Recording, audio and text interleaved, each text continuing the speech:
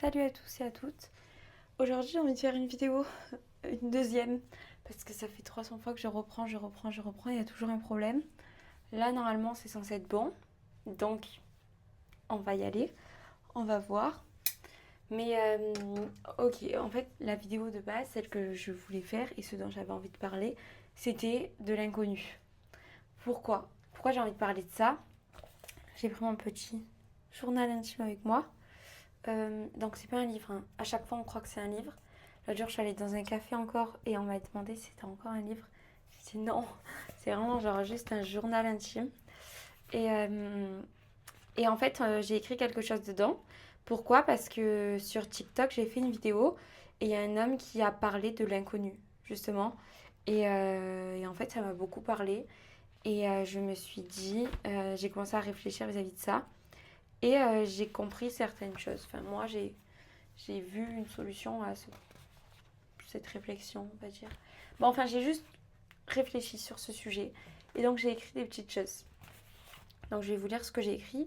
Sur le premier, j'ai écrit si tu en as peur, c'est parce que tu ne l'as pas encore compris. Et après, j'ai mis en bas, là, inconnu. Donc, c'est à l'envers, mais voilà.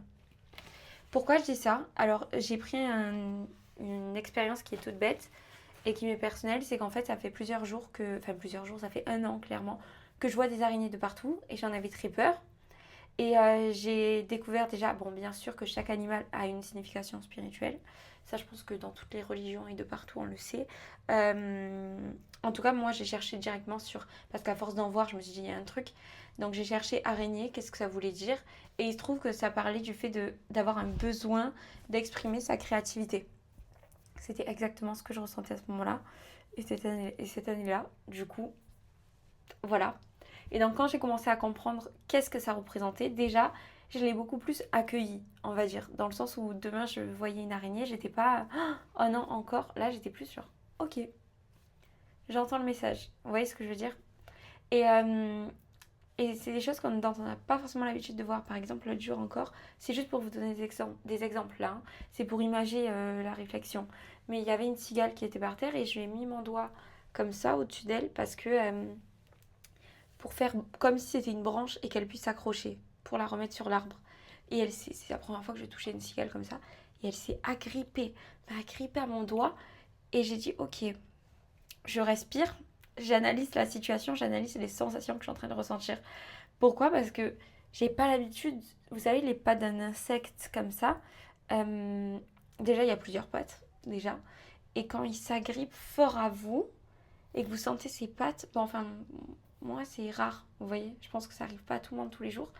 Et je me suis dit, ok, j'accueille encore une fois cette sensation, ce truc nouveau, et je vais apprendre à m'y habituer pour que je puisse le vivre plus cool, quoi, dans le sens que ça me stresse pas, parce qu'au début, tu as envie de juste faire ça, et au final, quand tu as compris, tu as l'habitude de la sensation sur ton doigt, bah à force après c'est bon, c'est fini.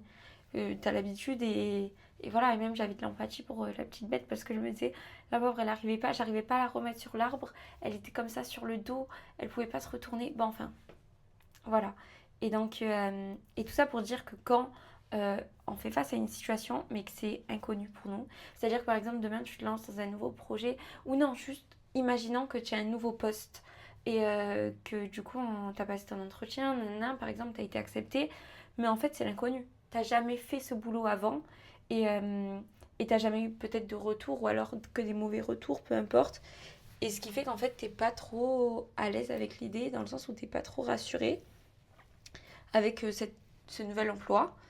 Eh ben c'est obligé d'être de ressentir ça en fait, cette peur parce que c'est de l'inconnu encore une fois. C'est quelque chose que tu as pas encore eu le temps de découvrir.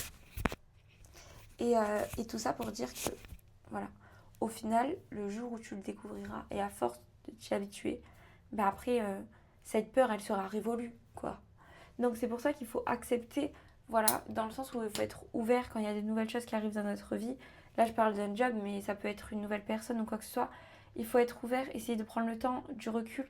Ok, j'analyse juste qu'est-ce qui se passe, qu'est-ce que, par exemple, cette personne m'apporte dans ma vie, qu'est-ce qu'elle dégage comme je sais pas, caractère, énergie, et, euh, et juste s'acclimater en fait. s'habituer, se laisser le temps de s'habituer à cette nouvelle chose pour que ça ne soit plus inconnu à nos yeux et que ça nous procure plus seulement de la peur. Vous voyez ce que je veux dire?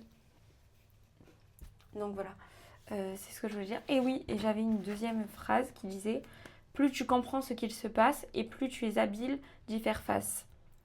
Fais face à tes démons, ils te seront d'une grande aide. » Pourquoi je dis ça? Et là, je parlais principalement de ce qui se passait en nous.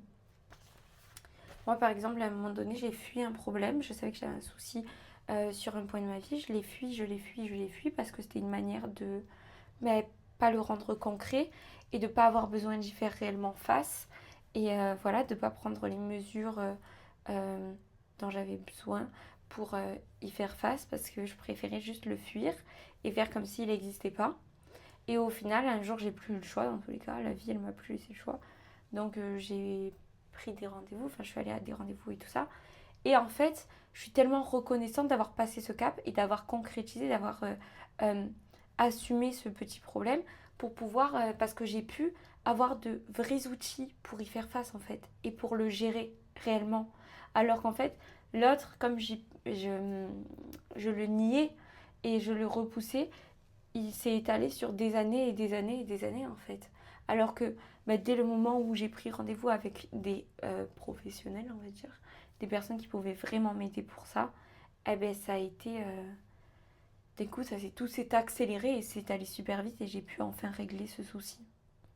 Donc voilà, c'est pour ça que je dis faire face à tes démons t'aidera et te sera d'une grande aide parce qu'en fait, des fois, il faut faire face à nos peurs, à se regarder soi-même dans un miroir, comprendre qu'est-ce qui ne va pas et l'accepter pour pouvoir enfin le régler et vivre mieux. C'est comme cette peur, par exemple, de cet insecte ou de cette araignée, en fait. Il faut que tu restes calme, que tu l'acceptes, que tu essayes d'analyser ce que tu ressens, les sensations qui se passent en toi, pour comprendre qu'est-ce que c'est cette nouvelle chose qui, par exemple, là, c'est cette cigale qui est agrippée à moi, cette sensation que j'ai jamais ressentie auparavant, vous voyez, d'un insecte vivant comme ça qui se tient si fort à mon doigt, à mon corps, alors que j'ai pas l'habitude de ressentir cette sensation-là, vous voyez. Donc c'était simplement pour vous donner une image au début, mais voilà, c'est pour vous dire que dès que vous... Des fois, en fait, il faut juste rentrer en plein dans le problème pour pouvoir au mieux le gérer, en fait. Et voilà, et je pense que c'est quelque chose qui est vrai un peu pour tout.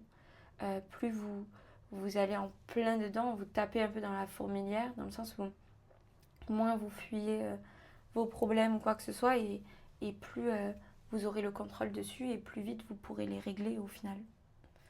Donc voilà.